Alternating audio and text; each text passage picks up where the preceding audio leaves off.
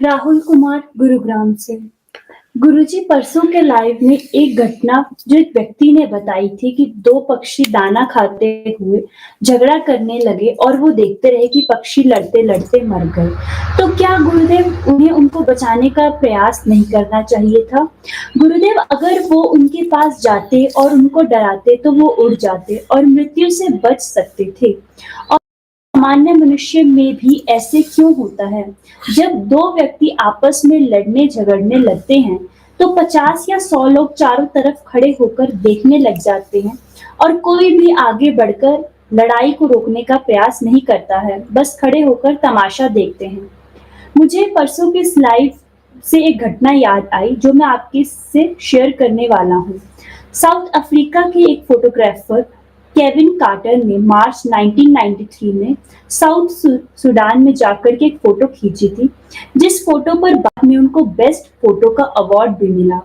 और उनके 3 महीने बाद केविन कार्टर ने आत्महत्या कर ली, जिसका कारण वही फोटो थी, जिसमें एक भूखी बच्ची जो भूख से तड़प रही थी, उसके पीछे गिद्ध इस इंतजार में था कि कब ये मरे और मेरा भोजन बने।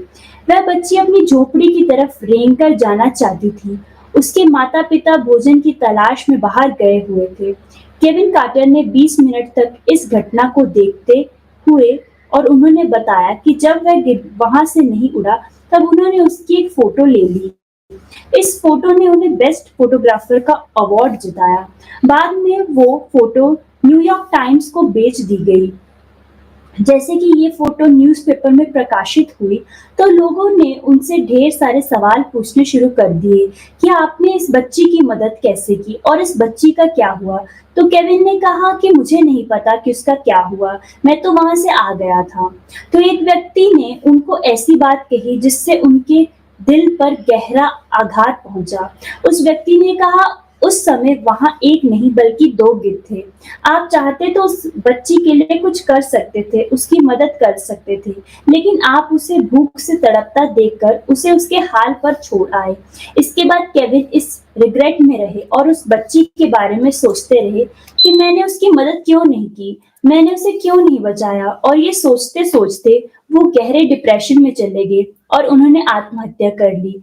गुरुदेव, इस तरह की घटनाओं पर लोग केवल दर्शक बनकर रह जाते हैं, जबकि अगर वो छोटा सा प्रयास करें तो चीजें बेहतर हो सकती हैं। बात काफी लंबी हो गई, अगर आपको उचित लगे तो मेरी शंका का समाधान करें। धन्यवाद। हाँ, अब जैसे स्वामी विवेकानंद ने एक बात कही कि हम कुछ बातों को अपने होठों से उच्चारित करें, उससे अच्छा है कि अपने हाथों से उन बातों को क्रिएट कर दें, अपने हाथों से उन चीज़ों की मदद कर दें। लेकिन हम संवेदना शून्य हो रहे हैं। अभी मैं देखता हूँ कि बहुत सारे वीडियो बनाने के लिए, बहुत सारे रील बनाने के लिए और उसमें सनसनीखेज तत्व को डालने के लिए या उसको थोड़ा-सा और अतिरंजक बनाने के लिए, उसमें पहले वो बकरी को अपने साथ लेकर गए हैं, मुर्गी को, किसी भी निरीह प्राणी को साथ ले गए हैं। फिर उसे किसी ऐसे जानवर के सामने फेंक दिया गया है कि वो क्रोकोडाइल उसको खा रहा है, फिर आप उसकी फ़िल्म बना रहे हैं, ये सब कर रहे हैं। तो वो सिर्फ़ अपने लाइक्स और उस सब के लिए आपको लगा कि हमने 2-4 हज़ार रुपए खर्च करके कोई ऐसा प्राणी खरीद लिया और आपको उसमें हज़ारों रुपए, लाखों रुपए का आपको लाइक्स और इस पर ये अंतहीन दौड़ है और ये सब धन और ये सब चीज़ें किसी काम कहीं कुछ आती नहीं हैं। फिर ये बीमारियों में और बाकी चीज़ों में आदमी खर्च करता रहता है या वो ऐसे कामों में लगा देता है कि जहाँ वो सब शून्य हो जाता है। मेरे पास ऐसे बहुत सारे लोग आते हैं कि उन्होंने 20 साल तक सारी दुनिया से कट करके, सारे परमात्मा को भूल करके, सब कुछ खत्म करके 5 करोड़ रुपए इकट्ठा किए और किसी ऐसी कंपनी में लगाए जो दिवालिया हो गई, देश छोड़ के भाग गया वो आदमी। या वो जिस जगह फ्लैट खरीदा था वो पूरी की पूरी योजना ही सरकार ने जो है अवैध घोषित कर दी। मतलब कुछ भी था, उनका वो पूरा 20 साल, वो कहते हैं हमारे 20 साल तो व्यर्थ हो गए। हमने 30 साल में परिश्रम किया, वो 50 साल के हैं, अगेन तो 20 वर्ष ना कर सकेंगे ये सब, तो ऐसा क्यों हुआ? तो ये ऐसी इस तरह की चीजें चलती हैं। दूसरा, हमारे मन में ये उससे उस प्रश्न से संबंध इसका हो सकता है किसी प्रकार का ना हो, और कई बार पक्षी हो सकता है कहीं दूर बैठे हैं, किसी ऐसे मुंडेर या किसी पेड़ पर हैं कि आप मचल करके उनको नहीं छुड़ा सकते या नहीं कर सकते हैं। सामने भी हैं तो कभी-कभी ऐसा होता है कि हम नहीं, जब तक हम पहुँचते हैं तब तक वो पक्षी अपना काम कर चुके होते हैं, ऐसा भी हो जाता है। पर अगर हम ऐसा देख सकें तो अपने बहुत सारे कर्माश को काटते भी हैं। और कई बारी ये भी होता है कि कुछ जानवरों के बीच में फँसना ठीक भी नहीं होता है। जैसे कुत्ते लड़ रहे हैं 2, तो नहीं जाना चाहिए बीच में, कभी पता चला आप कोई काट खाएँ, या ऐसी घटनाएँ भी बहुत हुई हैं। तो इस सब का कोई एक ऐसा निर्धारित नियम नहीं है कि उसको आप अपनाएँगे। ये आपका प्रेजेंस ऑफ माइंड पर डिपेंड करता है। और बहुत बारी जैसे आपने कहा कि बहुत सारे लोग लड़ रहे होते हैं, मुझे खड़े होकर देखते हैं। एक्चुअली जो हम फिज़िकली स्वयं नहीं कर पाते, उसको करने में हमारी रुचिरस मनोवृत्तियों में अभिसिंचित होता है। ये फ़िल्मों में जो रोमांस लोग कर रहे हैं, पेड़ों के आस-पास घूम रहे हैं, गाने गा रहे हैं, उसमें लड़की अपने आप को हीरोइन की जगह रखकर देखती है और जो युवक है, वो अपने आप को हीरो की जगह रखकर देखता है। उसमें जो झगड़ा हो रहा है, वो नायक उछल-उछल के 4-4 लोगों को पटक रहा है, तो आदमी को लगता है कि ये मैं ही कर रहा हूँ सब।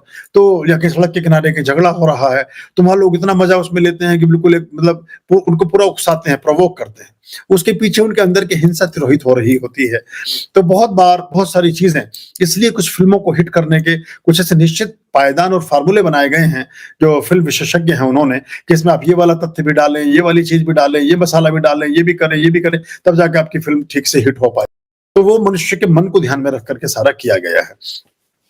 जहाँ तक बात आपने साउथ अफ्रीका के सूडान की और वहाँ की बोली है, तो ऐसी बहुत सारी घटनाएँ लोगों के जीवन में हुई हैं कि वहाँ वो चाहते तो उस वीडियोग्राफ़ी या फ़ोटोग्राफ़ी को छोड़ कर के अपना एक योगदान दे सकते थे। लेकिन फिर ये है कि फिर उनका वो द इतना बोध होता तो वो ये काम ना करते। तो ये लेकिन प्रैक्टिकली हम आगे आएँ और वैचारिक रूप से और व्यावहारिक रूप से मिसाल बने, वो बड़ी चीज़ होती है और उसका हमें अधिक लाभ भी मिलता है और ठीक भी रहता है।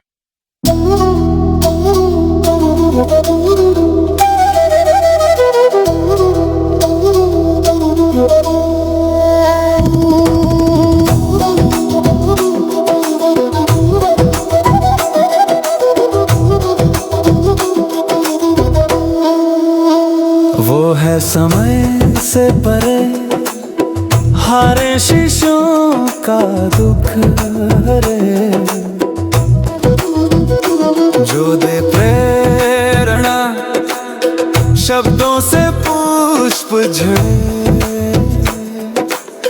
जो हो जाए उनका संसार से तरे, भवसागर से तरे, संसार से तरे, भवसागर से तरे, संसार से तरे, भवसागर से तरे।